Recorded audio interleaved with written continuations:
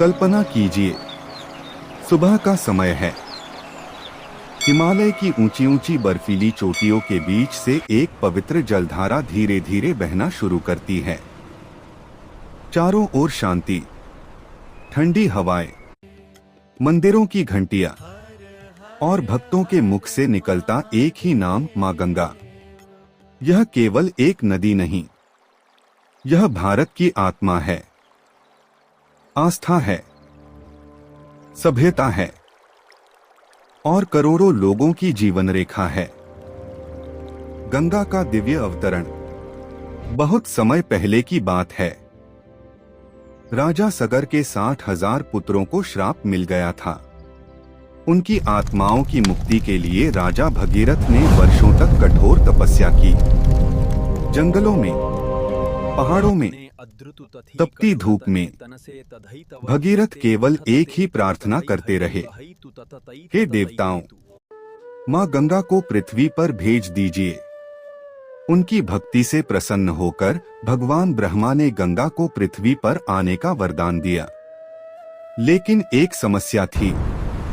गंगा का वेग इतना प्रचंड था कि पृथ्वी उसका भार सहन नहीं कर सकती थी। तब भगवान शिवा आगे आए। उन्होंने गंगा को अपनी विशाल जटाओं में समेट लिया और धीरे धीरे पृथ्वी पर प्रवाहित किया। उसी क्षण से गंगा केवल नदी नहीं रही, वह मां गंगा बन गई। हिमालय से धरती तक का सफर। गंगोत्री ग्लेशियर की बर्फीली गुफाओं से निकलती गंगा पहाड़ों के बीच तेजी से बहती हुई आगे बढ़ती है। देवप्रयाग में अलकनंदा से मिलकर उसका स्वरूप और भी विशाल हो जाता है। अब यह केवल एक धारा नहीं, बल्कि जीवन देने वाली महान नदी बन चुकी थी। हरिद्वार की आरती। जब गंगा हरिद्वार पहुंचती है तो उसका रूप और भी दिव्य दिखाई देता है। शाम का समय, हजारों दीपक, घंटियों की गूंज, हर हर गंगे के जयकारे।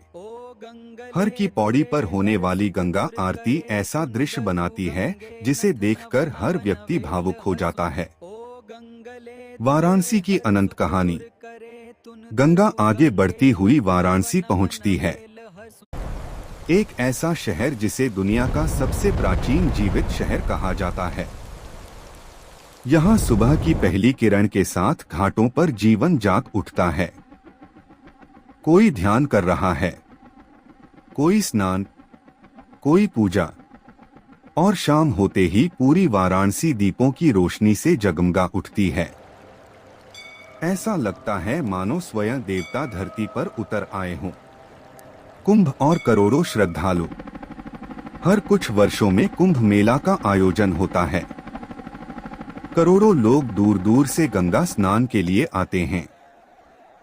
नागा साधु, संत, श्रद्धालु, हर कोई एक ही विश्वास लेकर आता है, मां गंगा हमें पवित्र कर दें। गंगा और भारत की सभ्यता। गंगा के किनारे ही भारत की सबसे प्राचीन सभ्यताएं विकसित हुईं। खेती बाड़ी, व्यापार, संस्कृति, सब कुछ गंगा के कारण फला फूला। गंगा ने केवल लोगों की प्यास नहीं बुझाई, बल्कि पूरे भारत को जीवन दिया। गंगा का दर्द। लेकिन समय के साथ इंसानों ने उसी गंगा को प्रदूषित करना शुरू कर दिया जिसे वे मां कहते थे।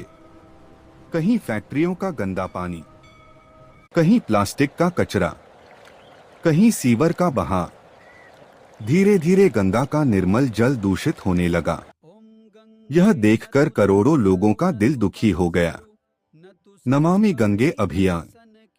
तब शुरू हुआ national mission for clean Ganga का नमामि गंगे अभियान।